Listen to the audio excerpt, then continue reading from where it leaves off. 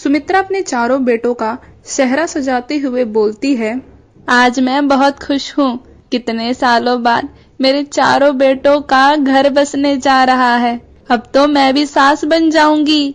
सुमित्रा फूले नहीं समा रही थी, क्योंकि आज उसके बेटों की शादी जो थी। मगर राहुल और कुणाल इस शादी से खुश नहीं थे। माँ, मुझे माफ कर दो, लेकिन मैं ये शादी नहीं कर सकता। मैं अपनी जिंदगी में निधि के सिवा किसी और को नहीं ला सकता। हाँ माँ, मैं भी पूजा के सिवा किसी और के बारे में नहीं सोच सकता। अरे, तुम दोनों का दिमाग खराब हो गया है क्या? मत भूलो कि बाहर दरवाजे पर बारात खड़ी है और अब तुम दोनों शादी से मना कर रहे हो। ये मुमकिन नहीं है। अब तुम दोनों को शादी करनी ही पड़ेगी। दोनों वहाँ से जाने लगते हैं। अरे, कहाँ जा रहे हो तुम दोनों? हमें जाने दो माँ। जब भी वहाँ अशोक लाल आ जाते हैं। अजी, सुनते हैं? इन्हें समझाइए, इनका दिमाग खराब हो गया है। ये शादी के लिए मना कर रहे हैं। इन्हें जाने दो सुमित्रा, एक माँ होकर भी इनका दुख नहीं समझ रही हो तुम। इन्हें जाने दो, जाओ बच्चों। जिसके बाद राहुल और कुणाल अपने पिता का आशीर्वाद लेकर वहाँ से चले जाते हैं। इधर पारस और सचिन दो अमीर लड़कियों से शादी करते हैं, जिनका नाम काजल और नेहा होता है। दूसरी तरफ कुणाल और राहुल भी निधि और पूजा नाम की लड़की से शादी कर लेते हैं। देखो माँ, हम तुम्हारी बहू ले आए। बहू? सासू माँ, ये जेठ जी क्या बोल रहे हैं? ये जले मुंह की लड़की हमारी जेठानी है क्या? तुम्हें क्या लगता है बहू, इनके कहने से मैं इन दोनों को अपनी बहू मान लूंगी? कभी नहीं। पैर के धूल को माथे पे लगाने से वे चंदन का टीका नहीं बन जाती। सुमित्रा अपनी दोनों काली बहुओं की बेइज्जती गोरी बहुओं के आगे करती है, जिसके बाद गोरी बहुओं का घर प्रवेश करके दोनों काली बहुओं को गेट पर ही छोड़ देती है। अगले दिन निधि और पूजा ने बहुत सारा पूरी पकवान बनाया। माँ जी, हम दोनों ने आपके मनपसंद का खाना बनाया है।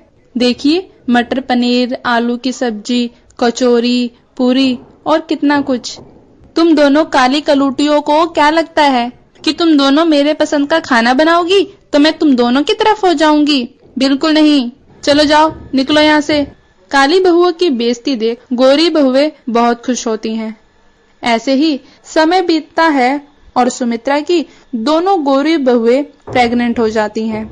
सासू माँ जी, हम दोनों प्रेग्नेंट हैं, अब दादी बनने वाली हैं। क्या? तुम्हें मैं बता नहीं सकती कि मैं कितनी खुश हूँ। मैं दादी बनने वाली हूँ। तुम दोनों ने तो आज सुबह सुबह बहुत बड़ी खुशखबरी दी है। तभी निधि और पूजा भी अपनी सास के पैर छूकर बोलती हैं, माँ जी, मुझे और काजल को भी दिन चढ़ गए हैं। बहुत जल्दी अब दादी बनने वाली हैं। अपनी काली बहुओं के मुंह से ये बात सुनकर सुमित्रा जरा भी खुश नहीं होती है और उखड़े अंदाज में बोलती है, हाँ तो कोई बड़ा काम नहीं करने वाली हो तुम दोनों। अपने ही जैसे काले काले बच्चे पैदा करोगी और जनसंख्या बढ़ाओगी, लेकिन मेरी दोनों गोरी बहुएं भी तो पेट से हैं। तुम दोनों काजल और नेहा का पूरा ख्याल रखना और समय समय पर इन्हें खाने के लिए देते रहना।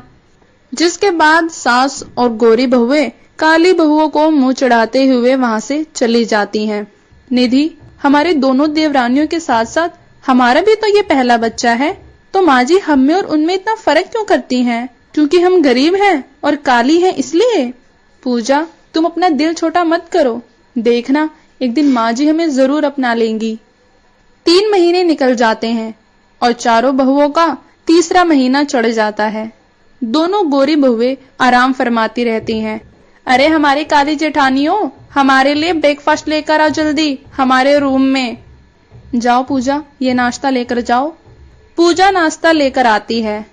आओ आओ दूसरे नंबर वाली काली देवी। पूजा जाने लगती है। जब भी काजल ताना देते हुए बोलती है, अरे काली कलूटी बैगन लूटी, राइट 10 बजे मेरा जूस लेकर मेरे कमरे में आ जाइयो। पूजा चुपचाप वहां से चली जाती है। कुछ दिन बाद एक दिन सुमित्रा मार्केट से फल फ्रूट काजू बादाम लेकर आती है। काजल बहू, नेहा बहू, इधर आओ तो। अरे सासू माँ, इतना सारा सामान पूरा बाजार ही खरीद लाए क्या?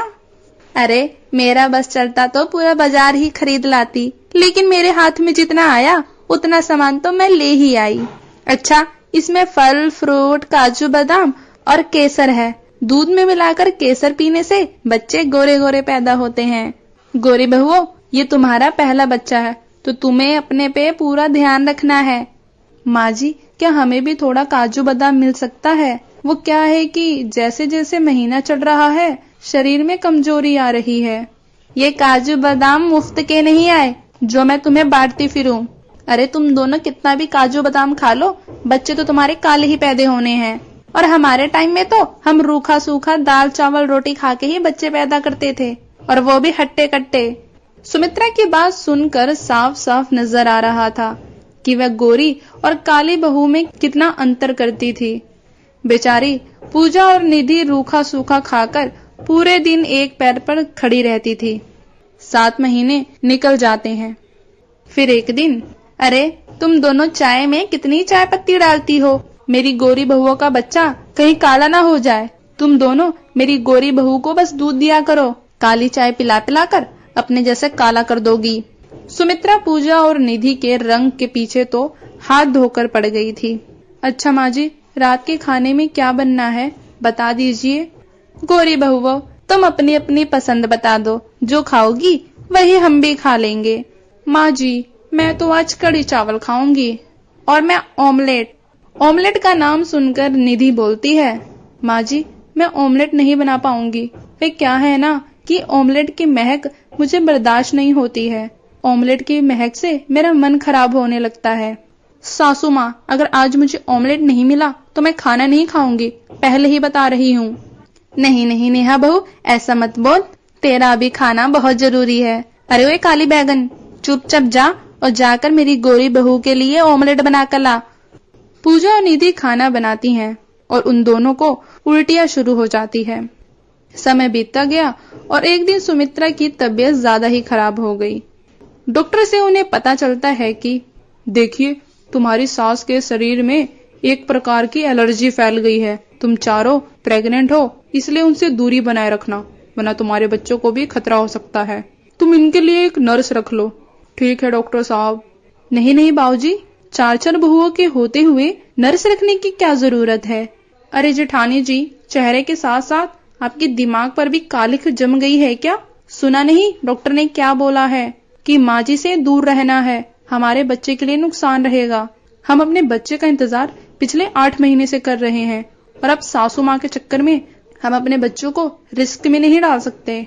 ये बोलकर सुमित्रा की दोनों गोरी बहुएं वहां से चली जाती हैं, मगर निधि और पूजा अपनी सास की देख रेख करने लगती हैं। पूजा बहू, निधि बहू, दूर रहो मुझसे, वरना तुम्हारे बच्चों को कुछ हो जाएगा। हमारे बच्चे को कुछ नहीं होगा माँ जी, इनकी रक्षा भगवान कर रहे हैं, लेकिन आपकी सेवा करने से हमें मत रोकिए। सुमित्रा की काली बहुएं उसकी सेवा पानी में लगी रहती हैं। वहीं दोनों गोरी बहुएं अपने कमरे से निकलती भी नहीं हैं। जब सुमित्रा ठीक हो जाती है तो उसकी गोरी बहुएं परेशान होने का ड्रामा करती हैं, लेकिन अब सुमित्रा की आंखें खुल चुकी होती है। माँ जी, अब आप ठीक तो है ना?